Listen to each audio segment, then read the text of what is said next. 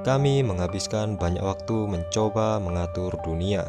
Kami membuat jam dan kalender dan kami mencoba memprediksi cuaca. Tetapi bagian mana dari hidup kita yang benar-benar berada di bawah kendali kita? Bagaimana jika kita memilih untuk eksis secara murni dalam realitas yang kita buat sendiri? Apakah itu membuat kita gila? Dan jika iya, bukankah itu lebih baik daripada kita hidup dalam keputusasaan? This is the next 3 days. John adalah seorang dosen di sebuah universitas. Ia memiliki istri bernama Lara yang bekerja di sebuah perusahaan. Ia juga sudah mempunyai seorang putra dan kehidupan mereka bisa dibilang sangat harmonis. Akan tetapi kehidupan mereka berubah drastis ketika Lara ditangkap oleh polisi atas dugaan pembunuhan yang dilakukan Lara kepada atasannya di perusahaan. 3 tahun berlalu, John harus merawat putranya seorang diri. Ia juga sesekali membawa putranya untuk menjenguk Lara ke penjara. Di sini, John sangat bersedih melihat Lara, sang istri yang sangat ia cintai, yang lama-lama tertekan dan tidak kuat menjalani semua ini.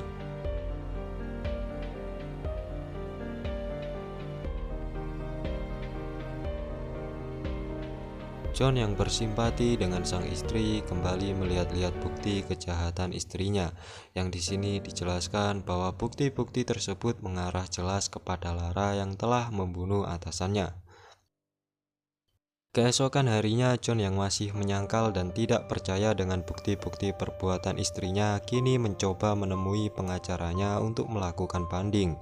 Akan tetapi pengacaranya di sini menolak dikarenakan bukti yang sangat kuat mengarah ke Lara.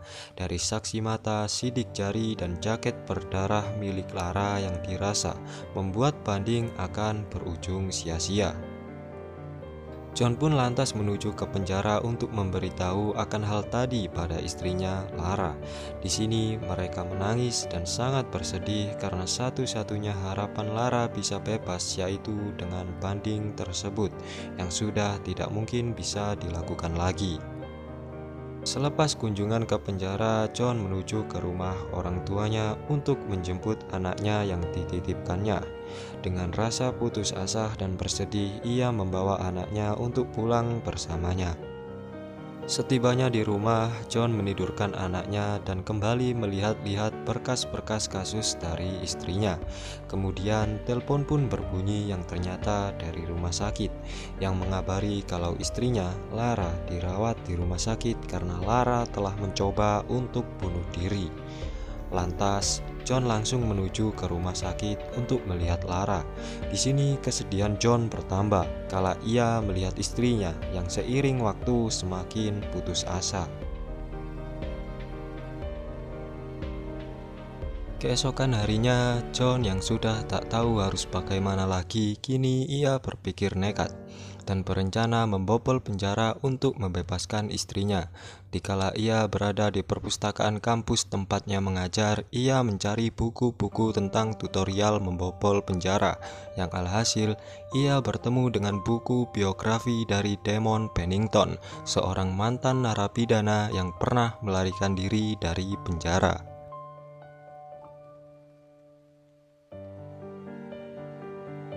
Lantas John mengatur pertemuan dengan Damon untuk bertanya langsung bagaimana cara-cara untuk kabur atau membobol penjara. Di sini Damon mengatakan, untuk membobol penjara kau harus punya kunci duplikat, memperhitungkan waktu untuk keluar dari kota secepatnya, dan mempersiapkan paspor dan uang yang banyak untuk kabur ke luar negeri. John yang telah mendengar itu semua lantas memasang dan mencatat semua rencananya di dinding rumahnya, dari kunci duplikat hingga banyaknya biaya yang akan digunakan. John pun sampai-sampai harus menjual rumahnya ke sebuah agen untuk biaya aksinya tersebut.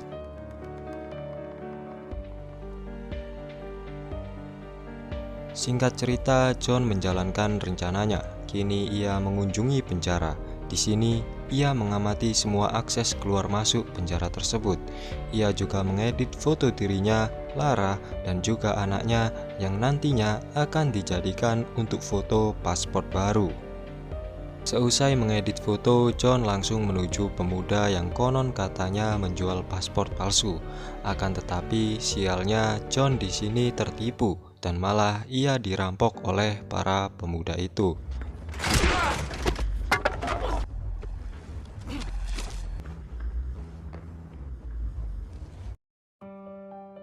Dengan rasa kecewa, John kembali ke rumahnya dan menghitung lagi biaya dari rencananya yang bertambah banyak mengingat uangnya telah dirampok tadi. Besok malamnya lagi, John tak patah semangat. Ia terus mencari seorang yang dapat membuatkannya paspor palsu. Akan tetapi di sini John tidak kunjung bertemu dengan orang tersebut. Setelah lelah mencari paspor baru, John kembali pulang ke rumahnya. Akan tetapi di sini ia didatangi oleh seorang pemuda yang katanya bisa membuatkan paspor palsu untuk John. Di sini pemuda itu menyuruh John untuk bertransaksi esoknya di sebuah parkiran rumah makan di dekat kota.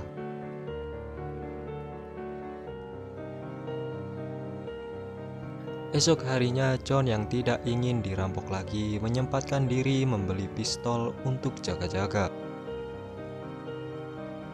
John pun sampai di parkiran restoran yang tidak lama si pemuda datang dengan membawa paspor baru milik John dan mereka pun pergi dari sana.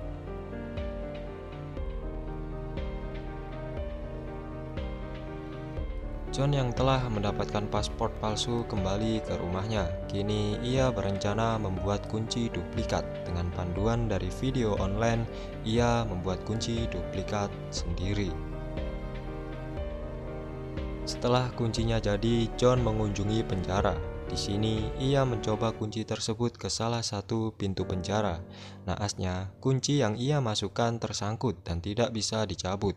John yang panik menarik kunci tersebut sekuat tenaga, yang malah membuat kunci tersebut patah. Selang beberapa menit, polisi mengetahui kalau ada kunci yang tersangkut di salah satu pintu, dan polisi pun langsung membunyikan alarm.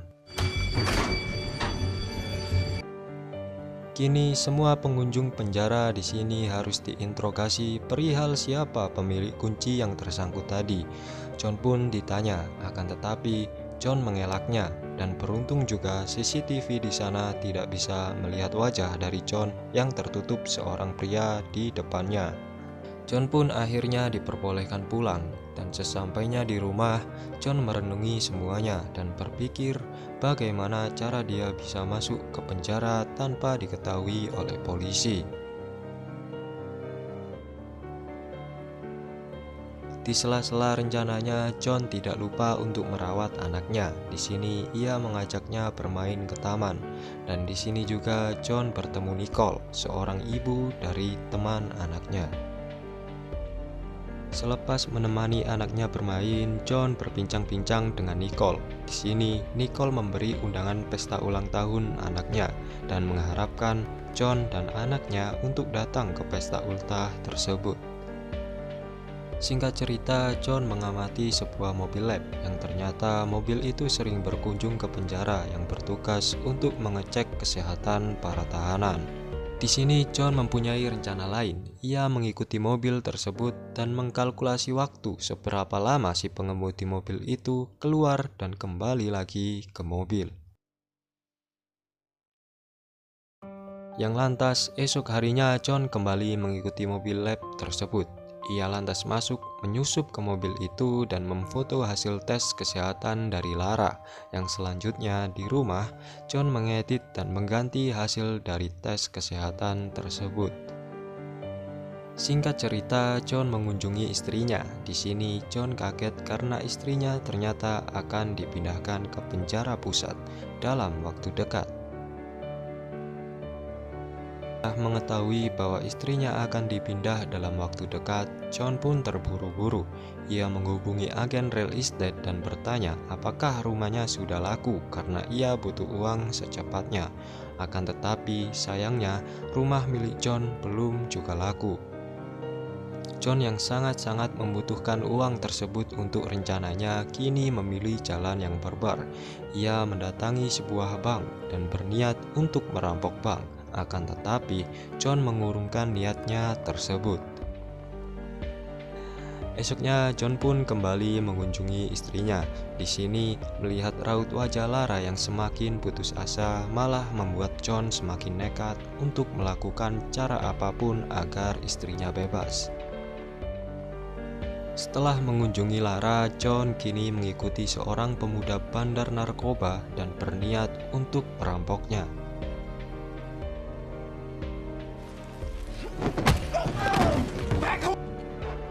My money to you. Yeah. Right. Wishing Find you and I'll kill you.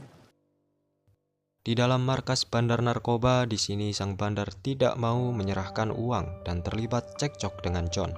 Jalan pun buntu. Mereka pun kini terlibat aksi bakar-bakaran rumah dan aksi tembak-menembak di tempat.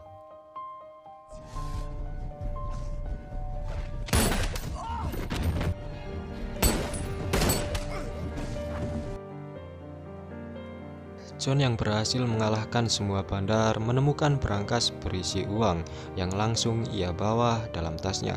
Tidak sampai di situ, John yang mau pergi melihat salah seorang pemuda yang merengek kesakitan akibat terkena baku tembak.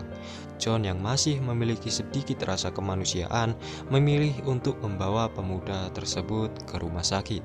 Sayangnya dalam perjalanan si pemuda tadi menghembuskan nafas terakhirnya, yang lantas John pun meninggalkannya di sebuah halte bus. Singkat cerita, polisi atas informasi warga datang ke markas bandar narkoba tadi untuk menyelidiki apa yang sebenarnya terjadi. Tidak jauh dari sana, mereka juga menemukan mayat pemuda yang ditinggalkan John di halte, dan mereka juga menemukan sebuah kaca lampu mobil milik John yang pecah di sekitar halte. Kembali ke John yang telah sampai di rumah ayahnya, yang lantas John pun tidur di samping anaknya. Selagi John tertidur, rupanya sang ayah melihat isi tas yang di bawah John dan menemukan 3 buah tiket pesawat. Pagi harinya John berpamitan pada ayahnya. Di sini ayahnya tidak menyinggung apapun tentang tiket pesawat semalam dan hanya mengucapkan selamat tinggal pada John. John pun kini membawa anaknya untuk menuju ke rumahnya untuk berkemas. Ia juga membuang semua rencananya yang ada di dinding untuk dibuangnya ke tempat sampah, dan setelahnya John bersama anaknya pergi menuju kantor lab dan memutus kabel telepon kantor tersebut.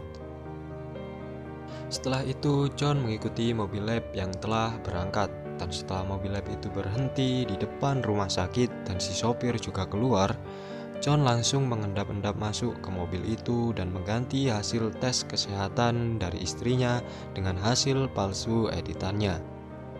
Setelahnya John dan anaknya pergi untuk menghadiri pesta ultah undangan dari Nicole. Di sini John ternyata datang terlalu awal.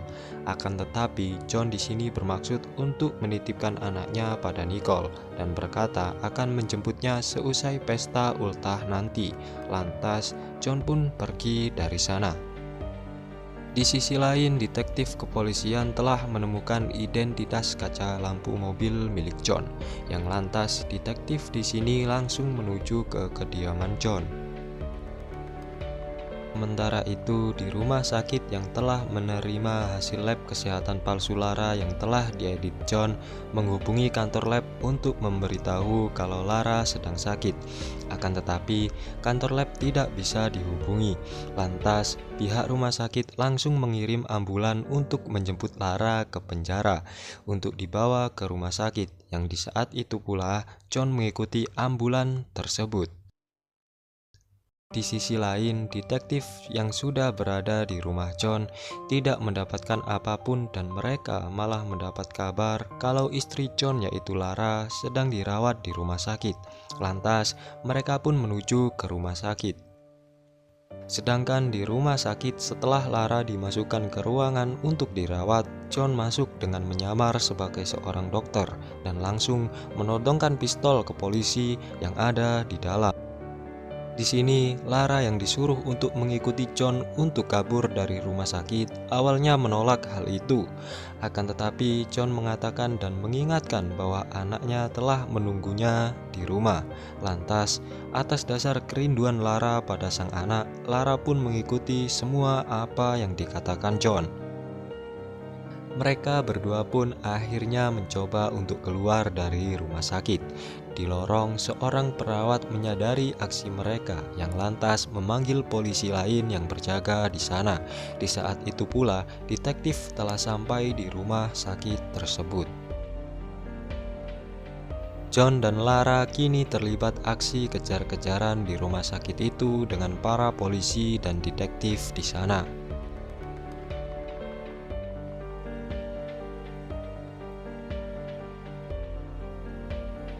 Beruntung bagi John dan Lara, mereka berhasil keluar dari kejaran dan membaur ke kerumunan orang untuk menuju ke kereta bawah tanah.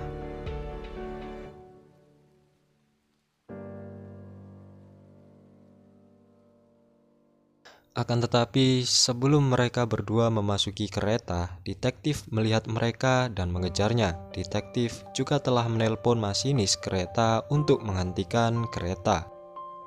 Sebelum kereta berhenti, John menekan sendiri tombol lem emergency kereta, pas di mana ia telah mempersiapkan mobil putih yang sudah disiapkannya untuk kabur. Di sini John memiliki waktu terbatas, sekitar 15 menit untuk keluar dari pusat kota sebelum akses jalan ditutup oleh pihak kepolisian. Yang alhasil, dengan semua perhitungan tepatnya, John berhasil keluar dari pusat kota lebih cepat. Di sini mereka mempunyai waktu terbatas juga untuk keluar dari kota sana. Lantas, ia langsung mengarahkan mobilnya ke rumah Nicole untuk menjemput anaknya. Akan tetapi setibanya di rumah Nicole, ternyata anaknya telah diajak Nicole ke kebun binatang. Yang lantas, mereka yang mendengar itu langsung pergi menuju ke kebun binatang.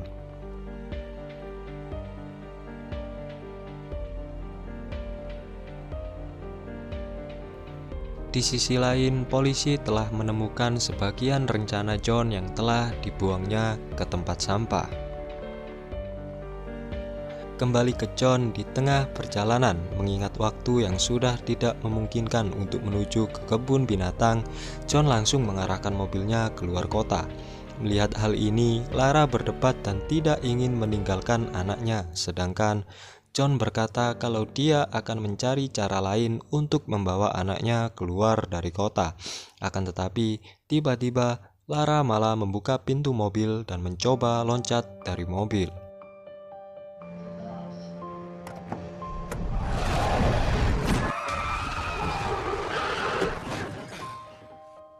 Di sini Lara bersikeras tidak mau meninggalkan anaknya dan lebih baik untuk mati saja daripada nantinya ia tidak bisa bertemu dengan anaknya lagi.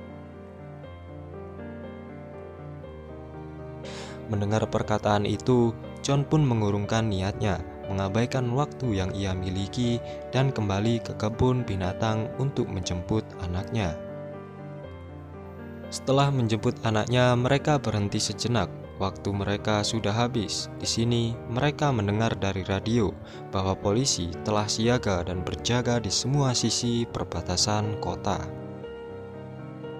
Akan tetapi, John di sini mempunyai rencana lain. Ia mencari seorang kakek dan nenek yang sedang ingin pergi keluar kota dan memberi tumbangan pada kakek nenek tersebut untuk keluar kota, hanya sebagai alibi atau penyamaran, agar bisa membawa John keluar kota tanpa pemeriksaan di perbatasan. Dikarenakan di sini polisi hanya memeriksa pasangan-pasangan suami istri dan satu anak, sisanya tidak akan diperiksa. Lantas di sini John berhasil keluar tanpa diperiksa oleh polisi di perbatasan.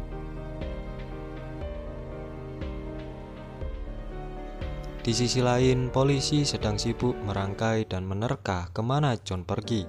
Dengan melihat dari bukti rencana John yang ditemukan polisi di tong sampah tadi, orang tua John juga telah didatangkan dan diinterogasi kemana John akan pergi.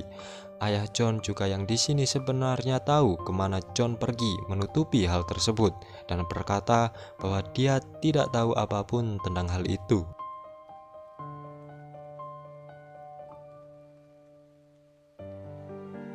Sementara itu, John sudah sampai di bandara. Kini ia masuk ke checkpoint di bandara tersebut. Beruntung sekali di sini mereka lolos begitu saja, dikarenakan ternyata foto buron mereka belum diterima oleh pihak bandara. Kembali ke kantor polisi setelah melihat-lihat rencana dari John yang disusun ulang oleh detektif. Di sini salah satu detektif di sana mengenali sebuah foto bangunan.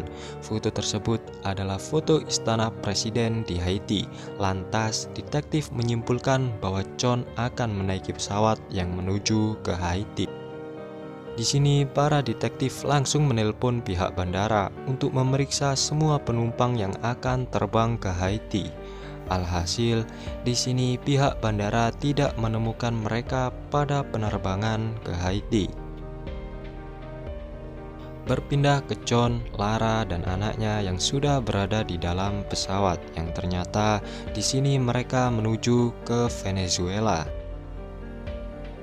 Selang beberapa hari berlalu, detektif kepolisian datang ke TKP tempat di mana Lara membunuh atasan kerjanya. Di sini, detektif membayangkan bagaimana kalau kejadiannya bukan Lara yang membunuh, bagaimana kalau sang pembunuh adalah perampok yang memukulkan alat pemadam api ringan kepada atasan Lara. Alat pemadam api itu terjatuh di depan mobil Lara. Lara yang berjalan menabrak perampok itu di mana membuat adanya bercak darah di baju Lara. Dan Lara yang ingin mengambil mobil harus menyingkirkan alat pemadam api yang menghalangi mobilnya. Dan Lara yang keluar berpapasan dengan saksi mata yang baru tiba yang juga langsung menyimpulkan bahwa Lara lah pembunuhnya. Lara pernah mengatakan bahwa ia mendengar kancing baju dari perampok yang putus saat menabraknya, yang tidak pernah ditemukan oleh polisi di TKP. Dan benar sekali, scene di sini menunjukkan sebuah kancing baju yang berada di dalam selokan, yang mengartikan bahwa Lara bukanlah orang yang membunuh atasannya. Melupakan semua hal itu, John, Lara, dan anaknya kini sudah menjalani kehidupannya di Venezuela dengan damai, dan film pun selesai.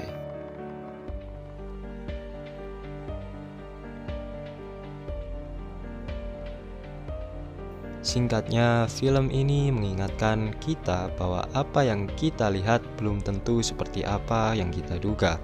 Kita harus melihatnya dengan seksama, karena sebuah penilaian akan merubah nilai orang tersebut selamanya. Terima kasih untuk yang sudah menonton dengan full time, dan see you on the next time.